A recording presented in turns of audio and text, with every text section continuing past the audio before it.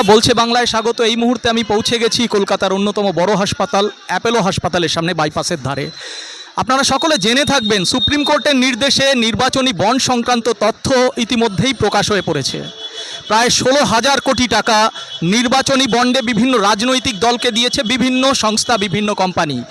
তার মধ্যে shocking news হচ্ছে ঔষধ প্রস্তুতকারক সংস্থা। প্রায় প্রত্যেকটি নামজাদা ওষুধ প্রস্তুতকারক সংস্থা প্রায় 800 কোটি টাকা কিন্তু ভারতের বিভিন্ন রাজনৈতিক দলকে দিয়েছে, কোনো সরকারকে নয়। এবং এই ঔষধ প্রস্তুতকারক সংস্থা কিন্তু যে টাকাটা দিয়েছে, সেই টাকাটা কি ঘুরপথে তারা তুলছে সাধারণ মানুষকে সর্বশান্ত করে? ইতিমধ্যে দেখা গেছে বিভিন্ন ঔষধ, মানুষের জীবনদায়ী ঔষধ থেকে যে কোনো প্রয়োজনে যে ওষুধ মানুষ গ্রহণ করে, সেই ঔষধের ক্ষেত্রে প্রচুর পরিমাণে মূল্য বৃদ্ধি হয়েছে। আমরা সাধারণ মানুষের কাছে জেনে নেব যে এই নির্বাচনী বন্ড এবং দাম বৃদ্ধি, তার সাথে কি কোনো কানেকশান আছে, কোনো সংযুক্তি আছে, সেটা আমরা মানুষের কাছে জেনে নেব। ম্যাডাম, আপনার নাম? আমার নাম কৃষ্ণা সিং।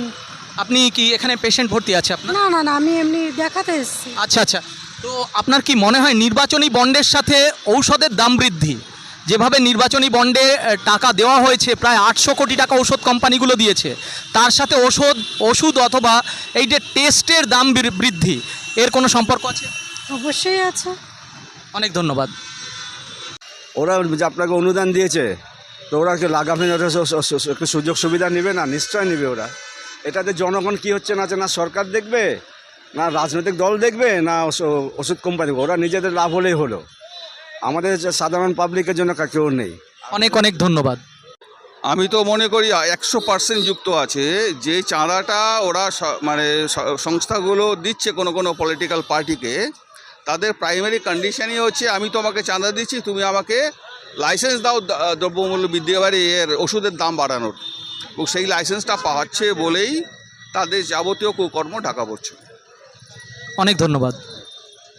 এইটা আমি তো সরাসরি বলতে পারবো না, কিন্তু আম জনতার জন্য সরকারের একটা পদক্ষেপ নেওয়া উচিত। ওষুধের দাম ইমিডিয়েট কমা উচিত, এটা ঠিক কথা।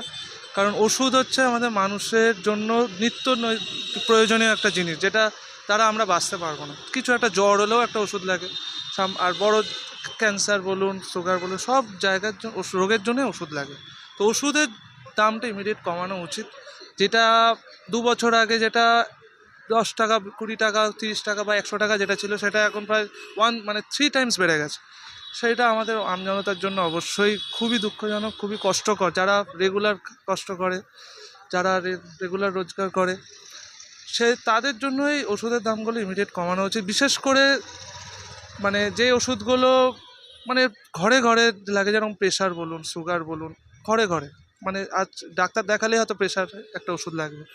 তো আমার মতে সরকারের এই পথটা নেওয়া উচিত।